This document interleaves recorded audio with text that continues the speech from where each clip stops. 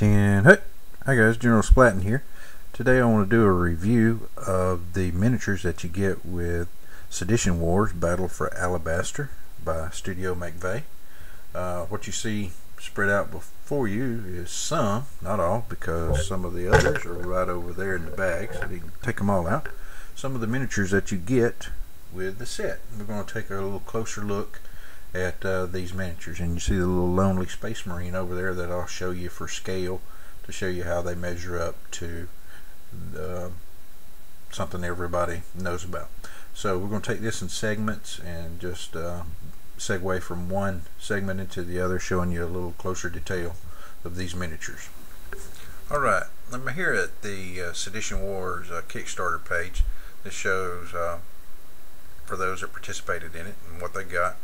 You scroll down here. If you went through the got to the biohazard level, this is what you got. You got the box set. You got 12 additional troopers, 12 additional strain phase 1 and phase 2.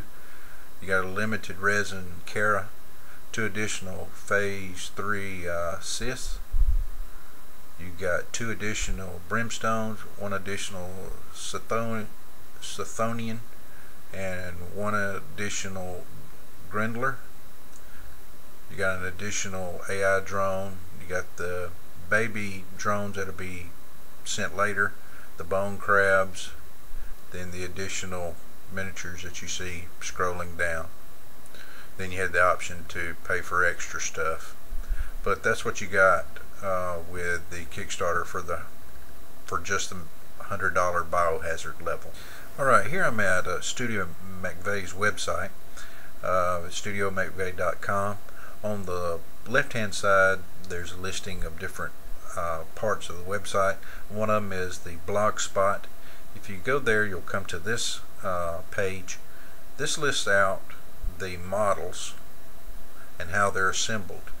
You see right here, it shows you how each one's assembled. So here's a source for when you go to assemble them and start painting them. There's your resource to know how to do it.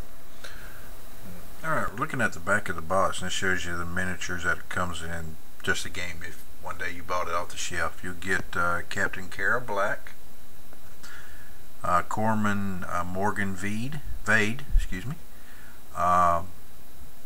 Barker Zosa, heavy weapon specialist, Akasha Nama, the Black Ops, the sniper, Hurley. You get 5 male Samaritans, 4 female Samaritans, 2 female Samaritans, 2 female Grenadiers, 2 male Reavers, and 2 female Lancers. Continuing on, you'll get 5 Revenants, and then a second set of Revenants, 5 of those, and a third set, 4 of those. Then you'll get 4 Stalkers, 4 Quasimodos. You get 2 of the Scythe Witch, 2 of the Brimstones, 1 Grindler, and 1 Cythonian. That comes with the box and shows you the artwork of how they painted them up. Now, here's the only model that I've kind of put together, and I've only stuck him together. He's not glued together. You will have to use super glue to put these together, as it says. These are plastic miniatures. This is Hurley, one of the AI drones. Like I said, he's just kind of stuck here for the time being. This plastic does have some challenges to put together. It's a good plastic, but you get the kind of what I call the army men effect when you're going to clean it, and I did clean this one. Is this particular one, the mold line is right here on the bottom, which is cool the way they did that, but it you can get that kind of fraying effect where if you use a knife and you scrape like that, or if you use files, it's going to fray. Probably the best way I've seen that I used is just take it and just cut along the seams and just cut them off instead of trying to scrape them off or file them off. But they're easy to work with. They got a good heft to them, so won't be too bad. Clean up. It's not as easy as resin or what you might be used to with some of your other plastic miniatures. Now they could have done these in resin, so they would have been cheap, been better to work on, but at the same time that would have cost a lot more money. I don't know how much resin is versus plastic, but they are a company that, you know, is trying to make money to feed their families and support themselves, so hey, more power to them. I have no problem with that. I think I got a phenomenal deal going the route that I did through this Kickstarter program, so you know, no problems with it being plastic versus resin. They still have good detail, and I think they're going to be easy to work with. So that's Hurley. I really like these bases that they've sent along. They've sent a good mixture of them. These are the large bases for the large monsters and for Hurley. They are well done. They got some good textures and certainly great details on them for deck plating. So I like those, and they'll be easy to clean up on the sides. The 5 large ones are all the same ones, same pattern on them. Then with these you get 6 of this particular deck grid, which you see there. You get 5 of this one. And no, I haven't seen any molding issues as far as miscast or anything like that. Sure, it's easier to cast in plastic than it is in resin. So, but there are 5 of these, so they're all done well. 2 of this particular one.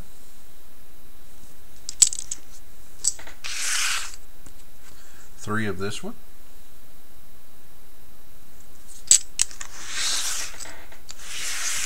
And then 5 of this particular base. And I have another bag of the same bases for those. So there's the bases. A lot of variety to them. I like that. Now here's one of the bags. This is the Cythe Witch right here. Let me give you a comparison of the size of this particular one up against my Space Marine here. See, she's got him beat size wise, but a very thin model. But so they got some good height to them.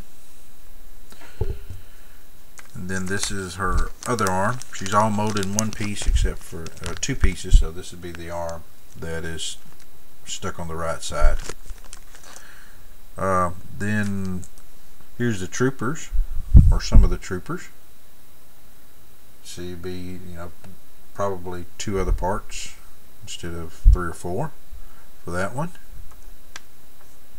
And then here you have the Brimstone body, and I've taken out some of the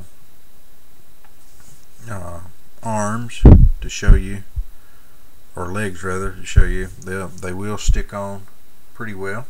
I think I'm going to be able to get by with just pinning it and then using gel super glue, that as I stick it on I can smooth it around with my finger or a toothpick, so I won't have to do any kind of green stuffing if I don't have to. So, but you see it, they conform really well to the body. And then one of the legs back here as well, the back legs, you can see that, you know, a minimum joint. So like I said, I think with some pinning and getting them cleaned up like they're supposed to be, and then using my gel super glue, that I can, you know, make a quick process of it. Here's another bag, and there's a Hurley, but this has some of the character figures. This is the body of the sniper Akasha. So there's what she looks like. Some pretty good details. The mold lines aren't really all that bad as far as just being there. I mean, these are new molds. Just the softness of the plastic is going to present the real challenge that I've seen. Here's the big guy.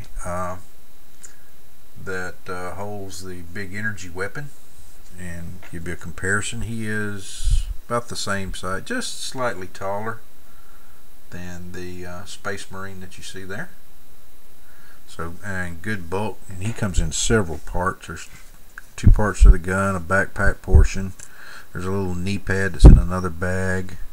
So he has several pieces to him. And this is Kara. She's about the same size as the Space Marine that you see there, and just not quite. She's just real thin. You know, more of a realistic scale, I believe. But she'll have a gun in this arm, and this arm will have the katana, and the other Hurley I got. And then a trooper body. You see, there's, you know, they come together pretty well. You know, just arms, legs, and heads type stick on.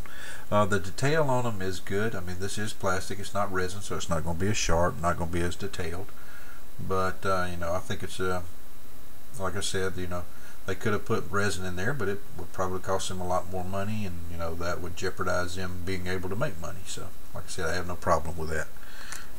Alright, here we have a big bag of the Strain and Vanguard together. This is probably my favorite because of the name, Quasimodo. It's one piece. There's nothing else to assemble except just sticking him on his base.